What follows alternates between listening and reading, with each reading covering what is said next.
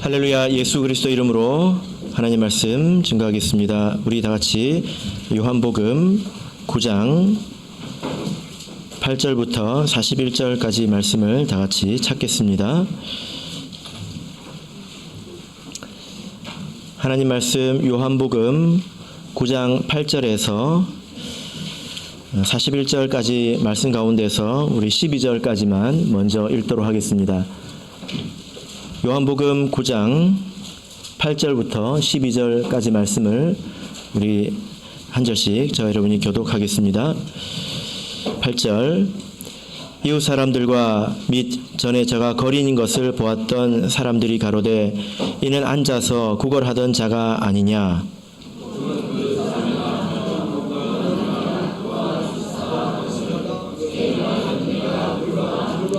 저희가 묻되 그러면 내 눈이 어떻게 떠졌느냐.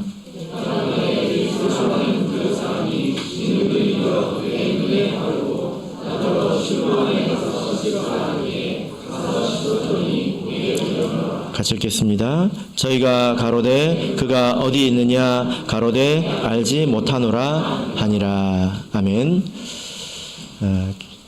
최근에 부산교회 소개 자료를 만들면서 과거 우리 교회 사진을 보게 되었습니다. 1960년대, 70년대, 80년대, 90년대 이렇게 사진을 보았는데요. 좀 안타까운 것은 그 사진 속에 있는 사람들 가운데서 적지 않은 사람들이 지금 보이지 않는다는 것입니다. 믿음에서 이탈해서 지금 어떤 분 같은 경우는 어디에 계신지 알지도 못하는 그런 경우도 있더라고요. 이것이 매우 안타까운 일이지만 그러나 또 아주 이상한 일은 아닙니다. 예수님께서 하신 말씀이 있지요. 청함을 받은 자는 많되 택함을 받은 자는 적으니라. 예수님께서 이렇게 말씀을 하셨습니다. 그러니까 교회 안으로 들어오는 사람은 많이 있지만 끝까지 믿음의 자리에 남아서 구원을 얻는 자의 수는 많지 않다는 것입니다. 그래서 그 사진을 보면서 또 그 말씀을 생각하면서 이제 몇 가지 생각을 하게 되었는데요. 우리 모두가 힘을 합쳐서 그런 분들을 다시 찾아야 되겠다라는 것입니다. 그래서 우리가 다음 주에 온가족 초청 예배를 하지 않습니까? 그래서 우리가 기도하고 또 사랑으로 노력해서 그들을 다시 믿음 안으로 또 인도하도록 노력하는 것이 하나님의 뜻일 것입니다. 또 그것이 가장 큰 사랑이지 않습니까? 그리고 또 이런 생각이 들었는데요. 나이가 들어서 믿음 안에 있다고 하는 것이 얼마나 귀한 것인가 이런 생각을 또 하게 되었습니다. 잠언의 말씀을 보면 백발은 영화의 면류관이라 이런 말씀이 있습니다. 그 흰머리는 하나님의 그 면류관이라는 거죠. 오랜 시간 동안 얼마나 많은 일들을 겪었으며 또 그 가운데서 하나님의 은혜로 또 믿음으로 이겨냈기 때문에 그 자리에 이르게 된 것 아니겠습니까? 어떤 목사님의 말씀을 들었는데 그 어린 시절에 교회에 아동들이 너무 많아서 한 학년에 한 반에 20명씩 있었대요. 그럼 초등학교가 6년까지 있으니까 초등학생만 120명이었다고 합니다. 그렇게 많았답니다. 그런데 나이가 70이 넘고 나서 이제 보니까 몇 명 남지 않았대요. 그러니까 이렇게 믿음을 끝까지 지키고 있는 것이 얼마나 귀한 일인가 이런 생각을 하게 되었습니다. 참으로 우리가 믿음을 끝까지 지켜야 되겠습니다. 우리가 어떻게 하면 이탈하지 않고 믿음을 끝까지 지킬 수 있을까요? 자, 오늘 본문의 말씀을 보시면 예수님에게 아주 큰 은혜를 받아서 믿음을 끝까지 지키고 또 믿음이 성장한 한 사람의 이야기가 나옵니다. 하나님께 은혜를 받고 또 이렇게 이적을 체험하고 그러면 믿음을 지키는 것이 당연한 것 같지만 이 세상에 항상 당연한 일만 일어나는 것은 아니죠. 그죠? 그래서 우리가 이 사람이 어떻게 이 신앙을 가지게 되었고 또 신앙을 지켰고 또 믿음이 성장하였는가 오늘 말씀을 통해서 보도록 하겠습니다. 우리가 계속 이어서 요한복음 9장 말씀을 보고 있는데요. 이 사람은 날 때부터 시각장애인이었습니다. 하나님께서 예수님께서 그를 이렇게 치유해 주셨죠. 이런 일은 세상에서는 있을 수 없는 일입니다. 날 때부터 소경이 된 사람은 아무 의사라도 고칠 수 없습니다. 이런 일을 경험했다는 것입니다. 그런데 오늘 이 이야기 가운데서 조금 다른 이적과 조금 다른 점이 뭐냐면은 이 사람이 지금 자기 믿음으로 예수님께 나온 게 아니라는 거예요. 우리가 성경을 읽다 보면 많은 경우에 사람들이 예수님의 그 소문을 듣고 그리고 생각하고 믿음을 가지고 예수님께 찾아오지 않습니까? 그리고 예수님께 간구해서 치유를 받거든요. 예를 들어 백부장의 종이라든지 혹은 수로보니게 여인이라든지 그런 사람들이 많습니다. 예수님께 간절히 부르짖어서 치유받은 그런 사람들이 많이 있죠. 근데 이 사람은 그런 경우가 아니라는 거예요. 예수님께서 길을 가시다가 이 사람을 봤습니다. 이 사람은 예수님께 고쳐달라고 한마디도 말하지 않았습니다. 그냥 계속 구걸을 하고 있었죠. 그런데 이 사람이 한마디도 하기 전에 예수님께서 그를 이제 부르시고 그리고 그를 고쳐주셨습니다. 그 사람이 한 것이라고는 단지 겸손하게 모든 것을 받아들이는 것이었습니다. 얼굴에 침을 바르지 않았습니까? 그리고 예수님의 지시를 잘 따른 것밖에는 없습니다. 그렇게 눈이 떠지고 나서도 이 사람이 어떤 대단한 믿음을 가진 것도 아니었습니다. 왜냐하면은 우리가 방금 읽지 않았습니까? 사람들이 와가지고 묻잖아요. 네가 눈이 어떻게 떠졌느냐라고 물으니까 뭐라고 말합니까? 11절 보시면 대답하되 예수라는 그 사람이 이렇게 하라고 해서 했더니 떠졌다. 예수님에 대해서 뭐라고 말하고 있습니까? 예수라 하는 그 사람이 라고 말하고 있습니다. 그러니까 이 대답을 보면 지금 아직 어리둥절해 있는 것입니다. 자기가 어떤 은혜를 받았는지 자기의 이야기가 이렇게 성경에 기록될 만큼 대단한 일인 것인지 전혀 모르고 어리둥절해 있는 상태인 것입니다. 우리가 생각을 해보면요. 여러분은 어떻게 믿음 생활을 시작하셨습니까? 상당히 많은 경우에 이렇게 믿음 안으로 들어오게 됩니다. 때로는 어떤 사람들은 진리를 찾아서 믿음 안으로 들어오게 되기도 하지요.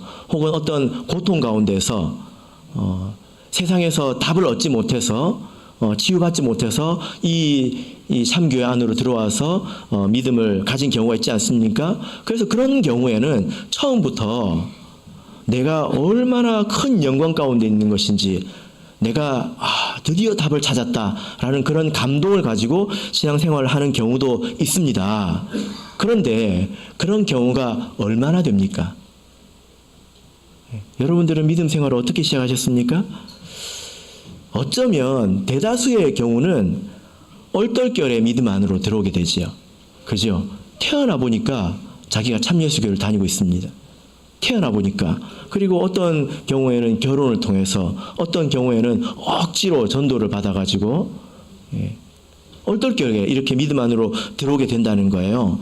그래서 오늘 이 소경과 같이 예수님에게 내가 아무것도 구하지 않았고 예수님에게 아무것도 아쉬운 것이 없었는데도 그러나 예수님께서 먼저 불러주셔서 이렇게 시작한 경우가 많지 않느냐라는 것입니다.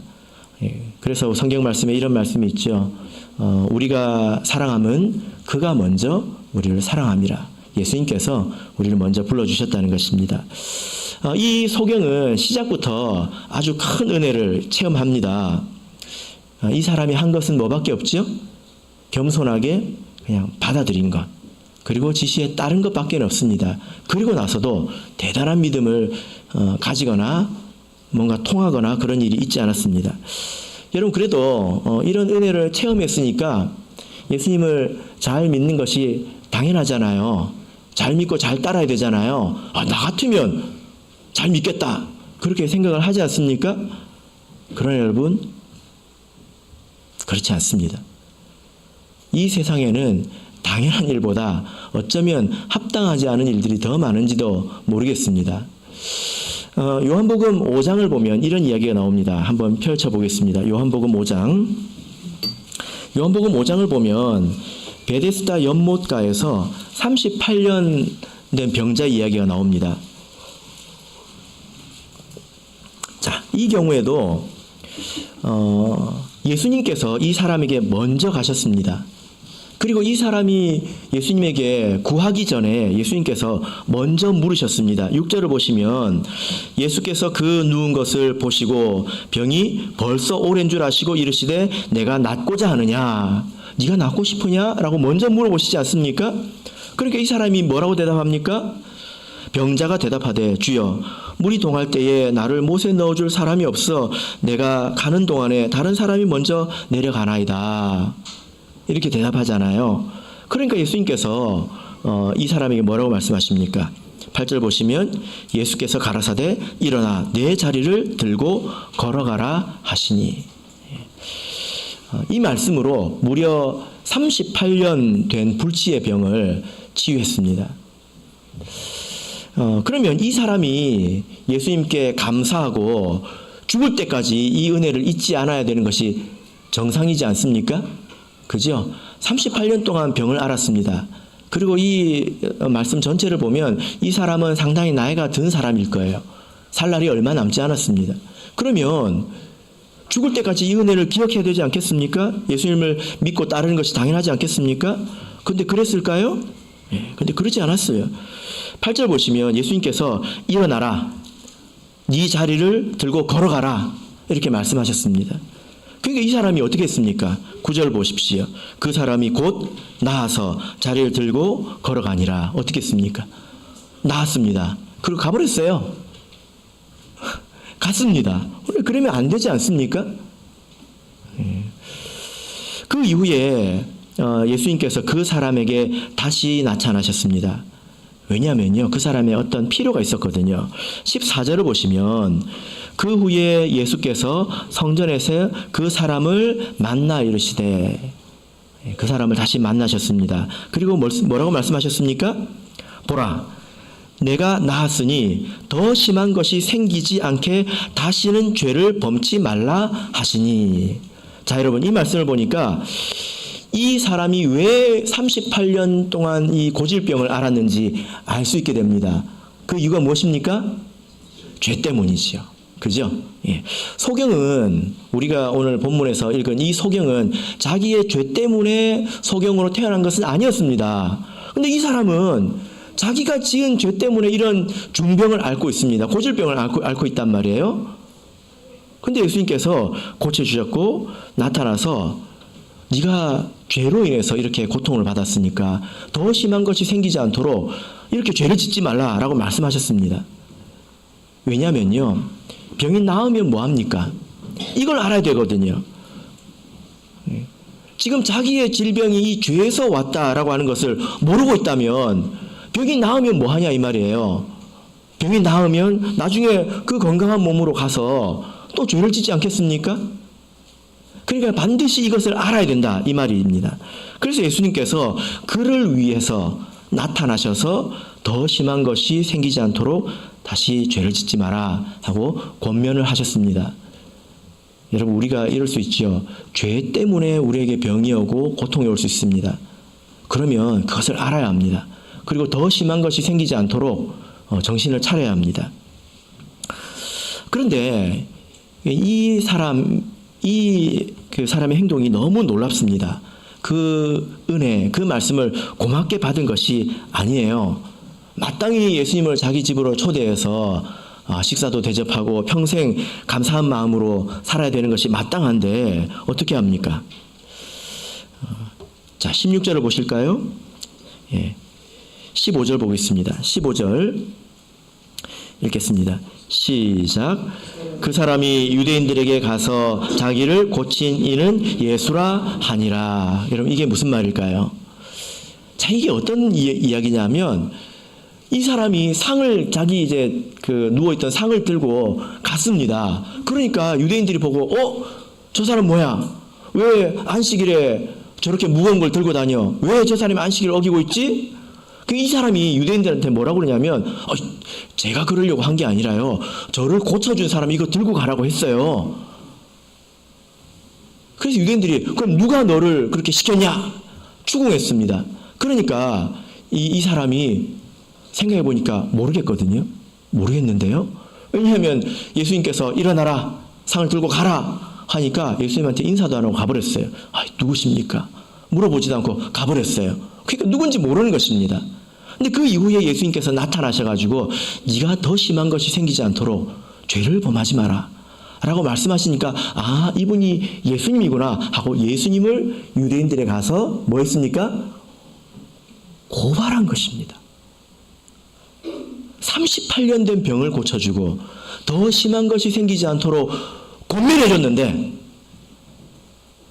가서 예수님을 고발했습니다. 그 결과가 무엇입니까? 16절 보시면 그러므로 안식일에 이러한 일을 행하신다 하여 유대인들이 예수를 핍박하니라. 여러분, 사람이 이럴 수도 있습니다. 은혜를 받으면 은혜에 합당하게 사는 것이 당연한 것 같고 나도 그렇게 살 것 같죠. 그렇지 않습니다. 사람이 이럴 수도 있다라는 것입니다. 고마움도 모르고 도리어 예수님을 고발했다는 거예요. 여러분 생각해 보세요.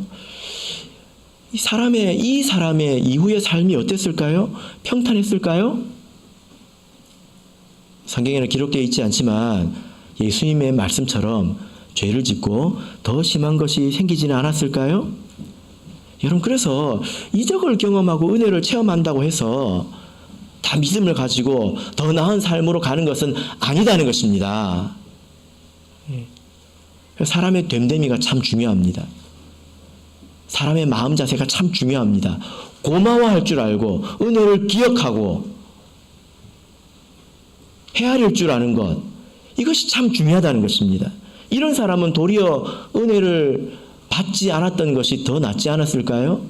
더 중한 것이 생겼다면 그냥 병든 채로 그렇게 상에 누워있는 것이 더 낫지 않았을까요? 그래서 예수님께서 유다에게 이런 말씀하셨습니다. 차라리 나지 않았더라면 저에게 좋을 뻔하였다. 예수님께서 이렇게 말씀하셨습니다. 여러분, 그래서요, 은혜가 다 믿음으로 연결되는 것은 아닙니다. 그래서 나도 당연히 그렇게 산다고 생각하면 안 됩니다. 우리는 어떤 사람에게 속하는지 잘 봐야 합니다. 그런데 오늘 본문을 보니까 이 소경은 이 베데스다 연못가에서 치유받은 사람과 굉장히 다른 사람이죠. 그죠? 우리가 9장 9절부터 12절을 읽었습니다. 사람들이 와가지고 물어봅니다. 이 사람이 소경으로 구걸하던 자가 아니냐? 이렇게 이야기를 하니까 사람들이 놀랐단 말이에요. 그죠? 처음에는 사람들이 누구인지 못 알아봤습니다. 못 알아봤습니다. 자, 9절부터 12절을 다시 한번 보겠습니다. 자, 우리 11절 말씀만 다시 읽어보겠습니다. 11절 읽겠습니다. 시작. 진흙을 이겨 내 눈에 바르고 나더러 실로암에 가서 씻으라 하기에 가서 씻었더니 보게 되었노라. 자, 말씀드린 것처럼 이 사람이 이적을 체험했을 때 그 사람은 자기가 지금 받은 것이 무엇인지 잘 알지 못하고 있습니다. 육신의 눈이 떠졌지만 자기가 겪은 일이 어떤 의미가 있고 얼마나 대단한 것인지 잘 모르고 있습니다. 신앙적으로 보자면 걸음마 상태라는 것입니다. 대부분의 많은 경우에 사람들이 세례를 받으면 그것이 얼마나 귀한 것인지 잘 모르지 않습니까? 그 말하기를 예수라 하는 그 사람이 나를 이렇게 하라고 했더니 이렇게 되었다라고 이야기를 합니다. 이 소경의 이야기가 그런데 여기서 끝나지 않습니다. 어디까지 가냐면요, 9장 끝까지 갑니다. 우리가 한참을 건너뛰어서 35절을 보겠습니다.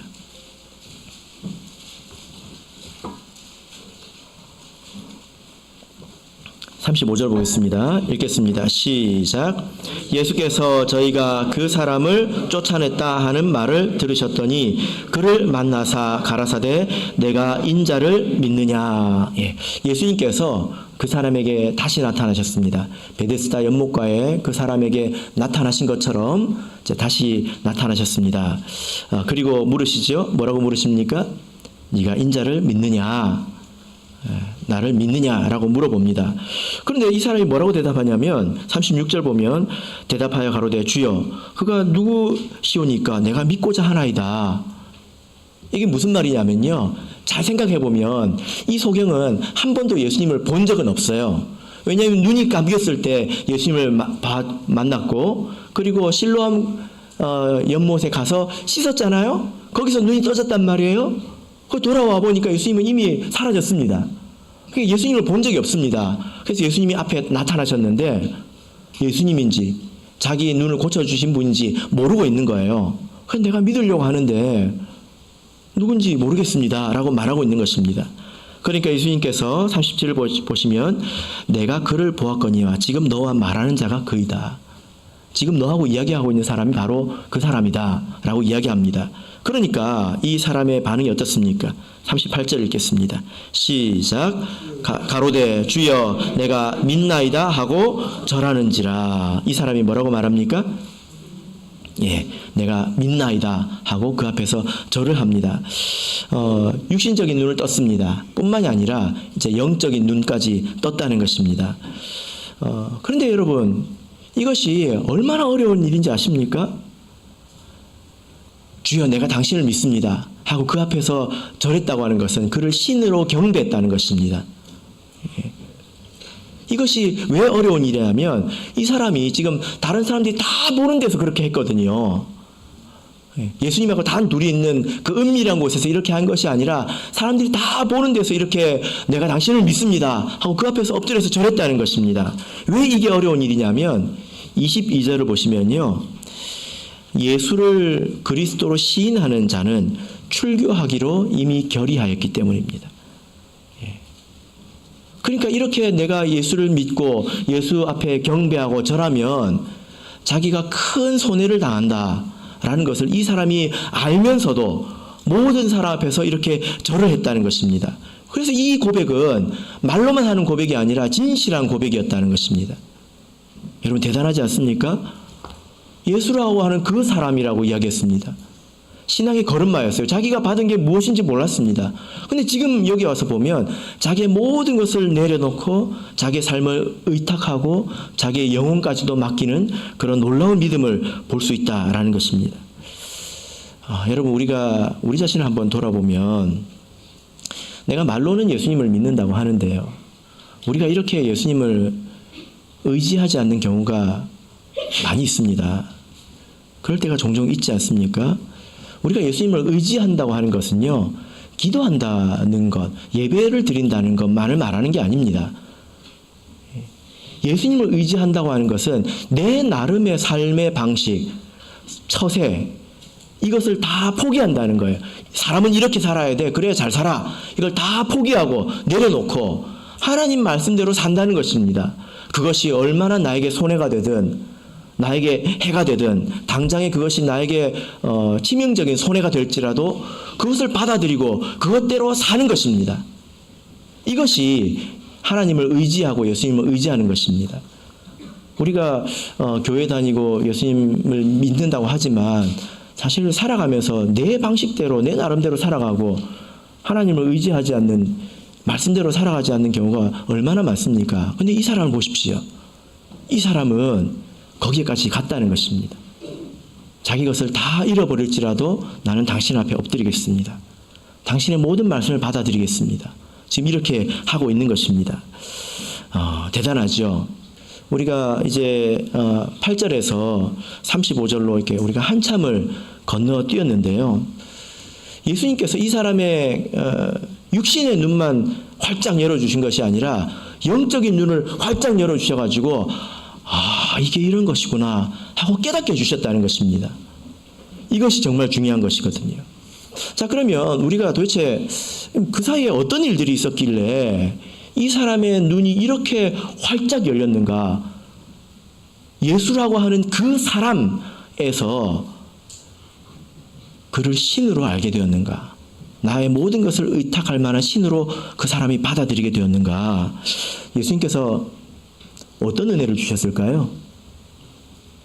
어떤 은혜를 주셨길래 이 사람이 그렇게 영적인 눈이 활짝 열렸을까요? 우리가 이 말씀을 읽어보면요. 놀라운 것은 이 사람이 눈을 뜨고 난 이후에 예수님이 사라졌다는 거예요. 예수님이 사라졌습니다. 나타나지 않으셨습니다. 그리고 상황이 다 끝난 이후에 예수님께서 35절에서야 나타나셨습니다. 예수님께서 사라지고 나서 어떤 일들이 있었을까요?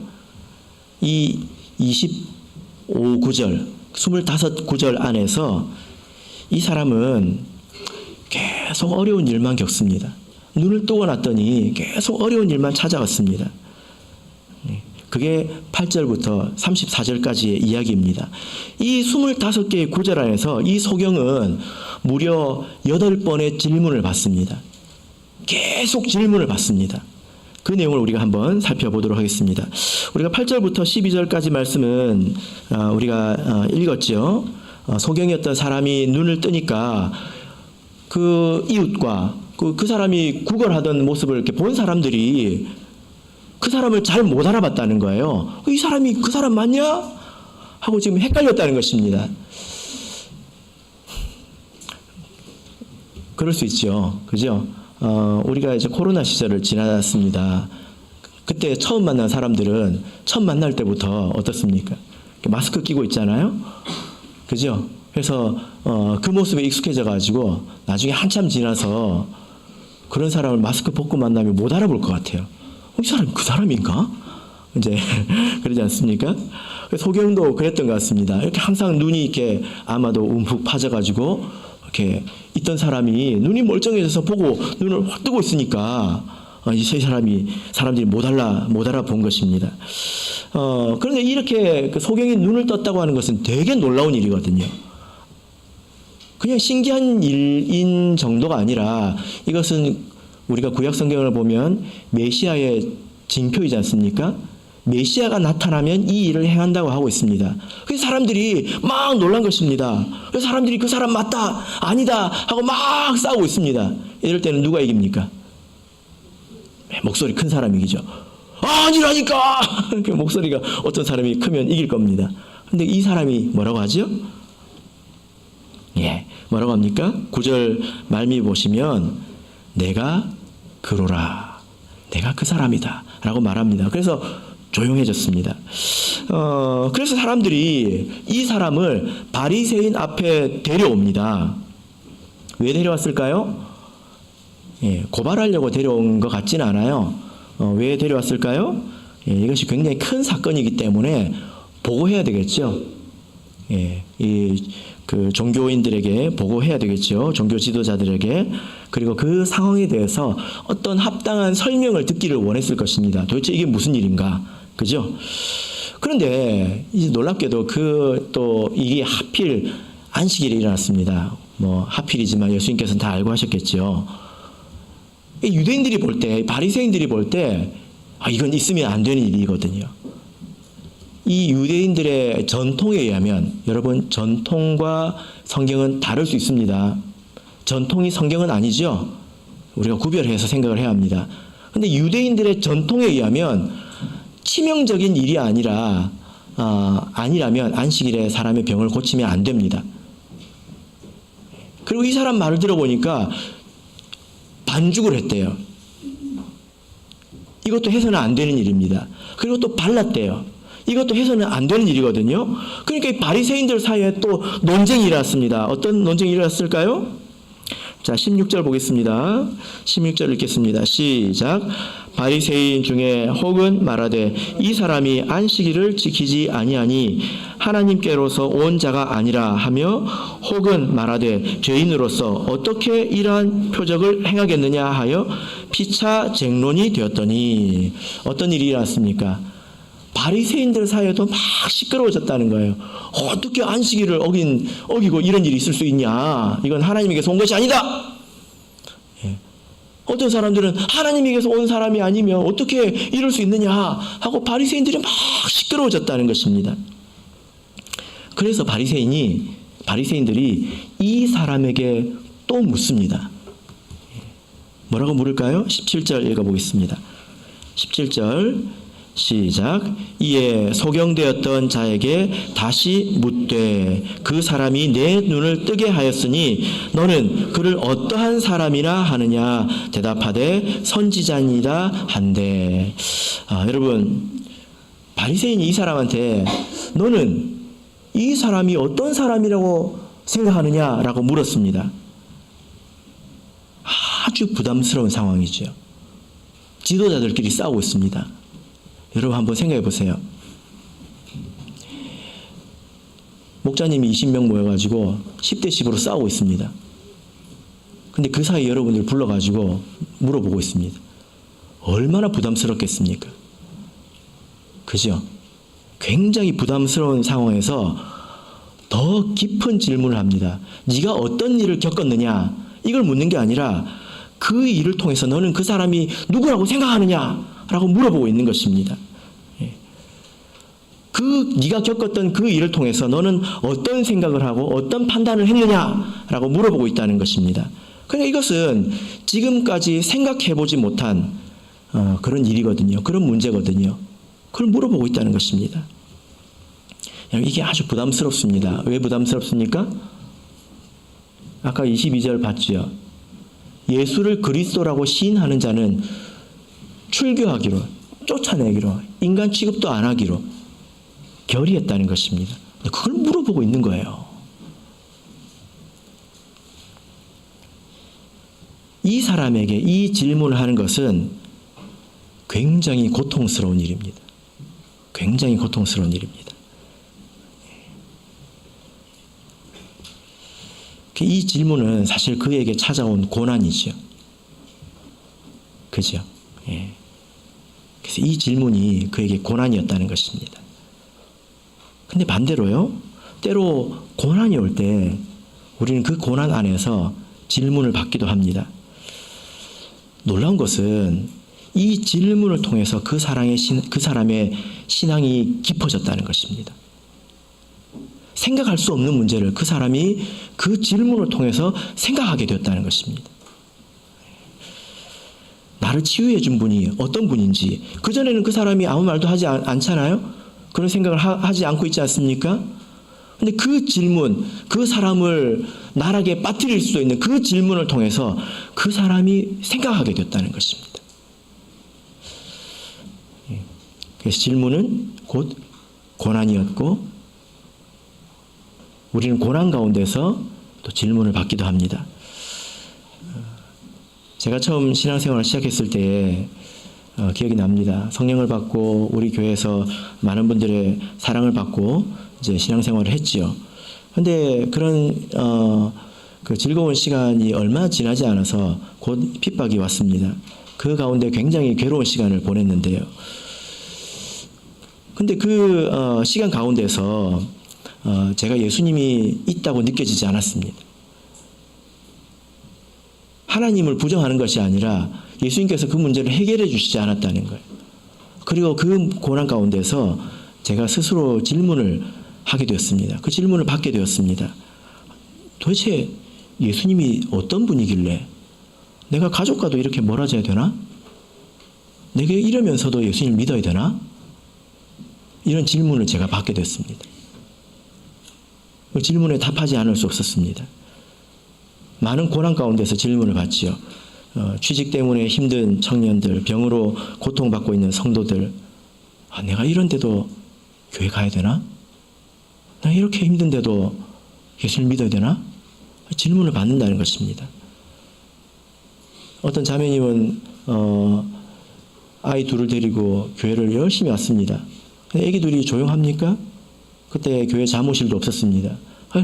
애들이 소란스러우니까 자기가 교회 와서 무슨 말을 들었는지 하나도 생각나지 않고, 사람들은 이제 애들이 올 때마다 뒤를 쳐다보고 인상을 쓰고, 그러니까 교회 도대체 왜 가는지 모르겠더래요. 갈 때마다 내가 그래도 교회 가야 되나? 이런 질문을 받았다는 것입니다. 우리 믿음은 이럴 때 성장합니다. 이런 질문 앞에서 우리가 혼자 서야 합니다. 답하지 않을 수 없는 그런 질문에 혼자 서야 합니다. 제가 학생들을 이제 가르치면서 질문을 많이 하는데요. 만약에 제가 그때 이런 고난 가운데서 예수님을 계속 믿어야 할까요? 라고 물어보면 학생들이 어떻게 대답할까요?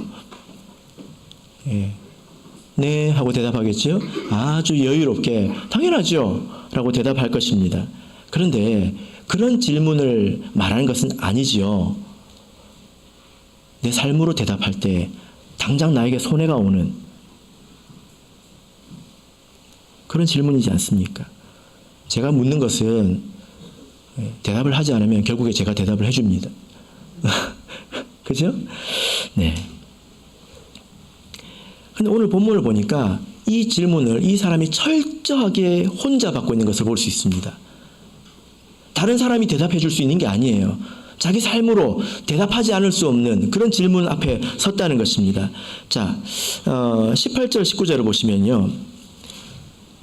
18절 보겠습니다. 유대인들이 저가 소경으로 있다가 보게 된 것을 믿지 아니하고 그 부모를 불러 묻되 그 소경의 말을 안 믿었다는 것입니다.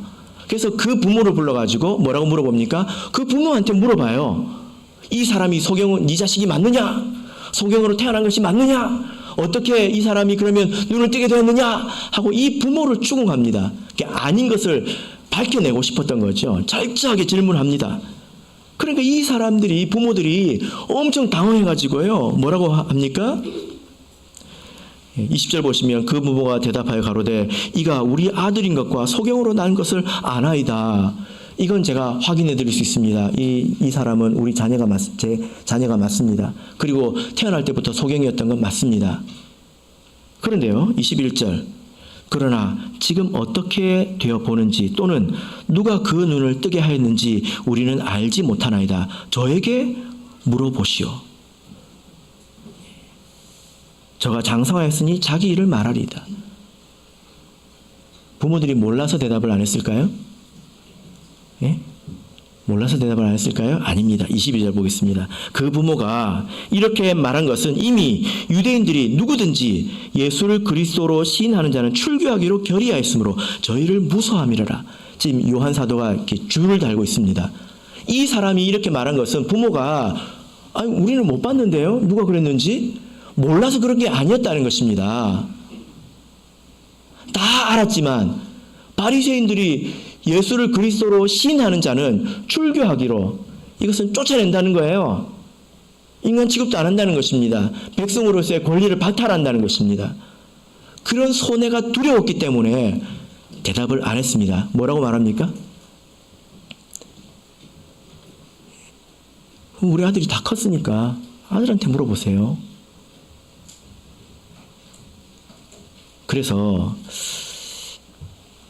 24절 보시면요. 이에 저희가 소경되었던 사람을 두 번째 불러 묻습니다. 계속 물어보죠. 굉장히 고통스럽습니다. 여러분,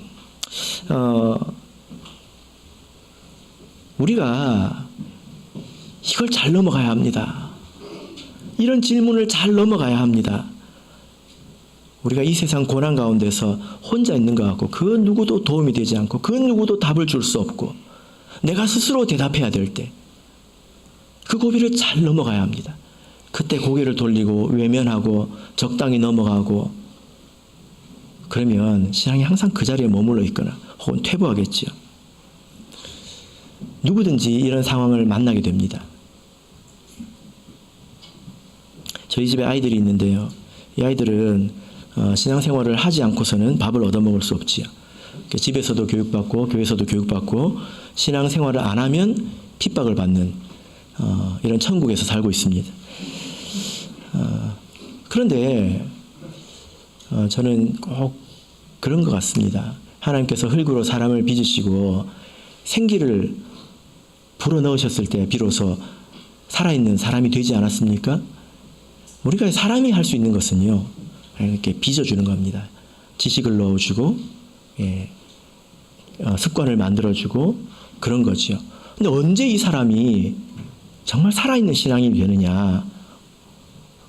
자기 스스로 대답할 수 없는 다른 사람이 대답해 줄 수 없는 그런 질문 앞에서 혼자 서서 아버지도 도움이 안 되고 어머니도 도움이 안 되고 그 누구도 도움이 안 되고 내가 스스로 대답할 수밖에 없는 그런 질문 앞에 서서 그 고비를 넘어가야 된다는 것입니다.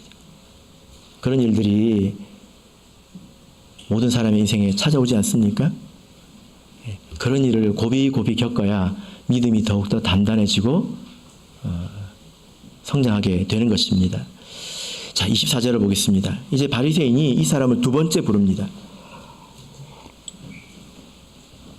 두 번째 불렀을 때는요, 이 질문이 더 과격합니다. 엄청 무섭습니다. 뭐라고 말합니까? 24절 읽겠습니다. 시작. 이에 저희가 소경되었던 사람을 두 번째 불러 이르되 너는 영광을 하나님께 돌리라. 우리는 저 사람이 죄인인 줄 아노라. 예. 여러분, 이 질문이, 이 말이 굉장히 무서운 질문이거든요. 왜냐하면 너는 영광을 하나님께 돌리라. 당연한 말을 왜 할까요? 근데 이 말이 그런 뜻이 아닙니다. 이 말은 이전에 성경에 나오는 말입니다. 여호수아에서 나오는 말인데요. 아간이라고 하는 사람이 여리고 전쟁 때 하나님 말씀에 불순종해서 거기에서 슬쩍 하지 않습니까? 예, 시날산의 외투와 은 100세겔과 금 50세겔을 숨기지 않습니까? 예. 그래서 그 전체가 아주 어려운 일을 겪습니다. 여차저차해서 그 아간이라고 하는 사람이 여호수아 앞에 끌려 나옵니다. 끌려 나오죠. 예. 그때 여호수아가 뭐라고 했을까요? 너는 하나님께 영광을 돌리라. 그렇게 이야기합니다. 네 죄를 고백하라는 것입니다. 그리고 나서 이 아간과 그 집에 속한 사람들이 다 죽게 되죠. 그때 했던 말을 이 소경한테 지금 하고 있는 것입니다. 이게 엄청 무서운 말이거든요. 방금 눈을 떠서 아무것도 가지지 않은 사람에게, 그리고 부모도 저 사람에게 물어보라고 했는데 그 사람을 다시 세워놓고 아간에게 했던 그 무서운 말을 다시 하고 있는 것입니다. 너는 하나님께 영광을 돌리라. 네 죄를 고백해라. 다 알고 있다. 이렇게 엄청 압박을 하고 있습니다. 그런데요, 정말 놀라운 것은 이 사람이 그동안의 일로 단단해졌습니다. 여러 번의 질문을 통해서 이 사람이 단단해졌다는 거예요. 그래서 뭐라고 말합니까? 그동안에는 질문에 대해서 물어보는 거에 그냥 대답만 했거든요. 소극적으로 너는 뭐라고 생각하느냐? 예, 저는 그렇게 생각합니다. 이렇게 대답을 하는데 이제 이 사람의 말이 길어집니다. 25절을 보겠습니다. 대답하되 그가 죄인인지 내가 알지 못하나 한 가지 아는 것은 내가 소경으로 있다가 지금 보는 그것입니다. 그러니까 그럼 어떻게 네 눈을 뜨겠느냐 물어보니까 27절 대답하되 내가 이미 일렀어도 듣지 아니하고 어찌하여 다시 듣고자 하나이까? 당신들도 그의 제자가 되려 하나이까? 아주 담대하죠. 그죠? 생각해 보세요. 목사님 20명이 뭐 이런 일은 없겠지만 10대 10을 싸고 있는데 불러가지고 신문을 하고 있습니다. 근데 내가 말해도 믿지 않으면서 뭐하라고 또 물어봅니까? 저한테 간증을 듣고 당신들도 그 제자가 되려고 합니까? 얼마나 담대한지 느껴지십니까? 그죠? 그리고 30절부터 보겠습니다. 그 사람이 대답하여 가로되 해서 33절까지 길게 말하지요. 뭐라고 대답할까요? 그 사람이 대답하여 가로되 이상하다. 그 사람들한테, 바리새인들한테 뭐라고 말합니까? 이상하네요. 이 사람이 내 눈을 뜨게 하였으니 당신이 그가 어디서 왔는지 알지 못하는도다. 이 사람이 내 눈을 뜨게 했는데 어떻게 당신들은 그 사람이 어디서 왔는지 모르는지 참 이상하네요. 31절 하나님이 죄인을 듣지 아니하시고 경건하여 그의 뜻대로 행하는 자를 들으시는 줄 우리가 아나이다. 이게 당연한 것 아닙니까? 기본적인 것 아닙니까? 창세 이후로 소경으로 난 자의 눈을 뜨게 하셨다 함을 듣지 못하였나니 이 사람이 하나님께로부터 오지 아니하셨으면 아무 일도 할 수 없으리이다. 이렇게 말하고 있습니다. 이 사람이 얼마나 담대하게 대답하고 있는지 보십시오. 목에 칼이 들어왔는데요. 참 이상하네요. 어떻게 이걸 보고도 당신들은 못 깨닫습니까? 소경으로 평생을 거지처럼 살아보고 한 번도 성경책을 본 적이 없는 사람, 눈이 감겼으니까 성경책을 본 적이 없겠죠. 그 사람이 평생 성경을 연구하고 지도자로 있는 그 바리새인들에게 이상하네요 라고 말하고 있습니다. 얼마나 담대합니까? 이 사람이 왜 이렇게 담대해졌습니까? 왜 믿음이 이렇게 굳어졌습니까? 질문 가운데서 굳어졌습니다. 그래서 이 사람의 대답을 보면 대답할 때마다 이 사람의 믿음이 성장하는 걸 볼 수 있어요. 예수라는 그 사람이 선지자니이다. 하나님께로 오지 않으셨다면 제일 마지막에는 예수님이 와서 물어보거든요. 네가 인자를 믿느냐? 예수님께서 내가 믿나이다. 이 소경이 내가 믿나이다 이렇게 대답을 합니다. 고난 가운데서 그 질문을 그 사람은 잘 받아낸 것입니다. 여러분 이 사람이 이렇게 질문을 받을 때마다 그러니까 고난을 당할 때마다 항상 하는 말이 있습니다. 그 말이 뭘까요? 항상 하는 말이 뭘까요? 11절을 보시고 16절도 보시고 25절을 보시면 이 사람이 아무리 고난 가운데서 힘들어도 항상 돌아가는 점이 있습니다. 부정할 수 없는 지점으로 돌아갑니다. 그게 무엇입니까? 내가 소경으로 났다가 그 사람이 내 눈을 뜨게 했다는 것입니다. 이건 부정할 수 없잖아요. 이 사람은 예수님에 대한 그 신앙의 뿌리를 자기 형편에 두고 있지 않습니다. 사람이 그러기가 쉽거든요. 자기가 좀 수월하면 살기도 좀 편하면 믿음이 좋아지는 것 같아요. 행복한 것 같습니다. 근데 이 사람은 믿음의 뿌리를 그 형편에 두지 않습니다. 자기 감정에 두지 않습니다. 변하지 않는 사실에 두고 있다는 것입니다. 이 사람이 내 눈을 뜨게 했다는 거예요. 그리고 성경 말씀에 두고 있지요. 그 일을 행하신 자는 하나님이 보내신 자이다. 변하지 않는 이 두 가지에 그 사람은 양심적으로 반응하고 있는 것입니다. 이 사람이 그리로 돌아갔기 때문에 믿음이 넘어지지 않은 것입니다. 여러분, 우리가 살아가면서 많은 질문을 받게 됩니다. 우리가 어영부영 대답하지 않고 교회 나온다고 해서 믿음이 유지가 되는 것이 아닙니다. 이런데도 내가 하나님 말씀을 지켜야 돼? 이런데도 내가 하나님 말씀을 따라야 돼? 라고 하는 그 질문에 우리가 양심적으로 대답해야 합니다. 나에게 손해가 될지라도 그래야 복이 있습니다. 여러분의 신앙의 뿌리는 어디에 있습니까? 여러분은 고난 가운데서 어느 지점으로 돌아가십니까? 이후에 예수님께서 그를 만나셨죠. 그죠? 여러분 참 예수님께서 이때를 기다리고 계셨던 것 같지 않습니까? 중간쯤에 나타나셔가지고 내가 그랬다 이놈아 하시지 않고 이렇게 질문이 다 끝나서 이 사람이 쫓겨나서야 예수님께서 나타나셨습니다. 34절 보시겠습니까? 저희가 대답하여 가로되 내가 온전히 죄 가운데 나서 우리를 가르치느냐 하고 이에 쫓아내어 보내니라. 회당 밖으로 쫓아냈다는 것입니다. 35절 예수께서 저희가 그 사람을 쫓아내셨다 하는 말을 들으셨더니 그를 만나사. 여러분 예수님을 만나고 싶으십니까? 그러면 쫓겨나야 합니다. 세상과 동행하면서 예수님을 만날 수 없습니다. 그런데 여기서 그를 만나셨다라고 하고 있는데요. 이게 찾다는 뜻입니다. 예수님께서 그를 찾았다는 거예요. 성전에 사람들이 많잖아요. 회당에 사람이 많지 않습니까? 가서 그를 찾았다는 것입니다. 이 찾았다는 말이 언제 쓰이는 거냐면,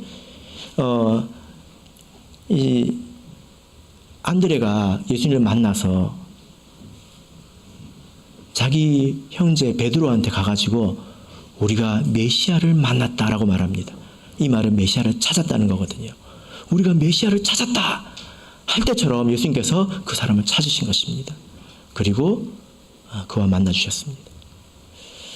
오늘 소경되었던 자가 믿음을 끝까지 지키고 믿음이 성장하는 가운데서 우리의 믿음이 어떻게 죽는 날까지 지켜지고 또 성장할 수 있는지 우리가 배웠습니다. 이와 같이 우리 믿음이 성장하게 되기를 예수 그리스도 이름으로 축복합니다.